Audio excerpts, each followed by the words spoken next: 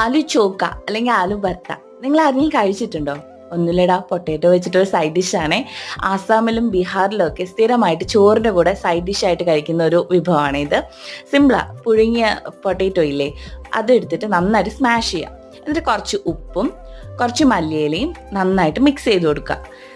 നമ്മൾ എന്തെങ്കിലും വെച്ച് ഉടച്ചാൽ മതിയേ, അല്ലാതെ സ്പൂണൊന്നും എടുക്കണം. ചെറുതാക്കി അരിഞ്ഞ പച്ചമുളകും അതുപോലെ തന്നെ ചെറുതാക്കി അരിഞ്ഞ ഉള്ളിയും കൂടി ഇട്ടിട്ട് നന്നായിട്ട് മിക്സ് ചെയ്യാം. ഇതിലോട്ട് ഒരു അല്ലി വെളുത്തുള്ളി, ചെറിയൊരു അല്ലി, അതും കൂടി ചെറുതാക്കി അരിഞ്ഞ് ചേർത്ത് ഒരു ചെറിയൊരു ലെമണിൻ്റെ പീസും കൂടി സ്ക്വീസ് ചെയ്തെടുക്കാം. എന്നിട്ട് നന്നായിട്ട് മിക്സ് ചെയ്യാം. ഇത്രയേ ഉള്ളൂ.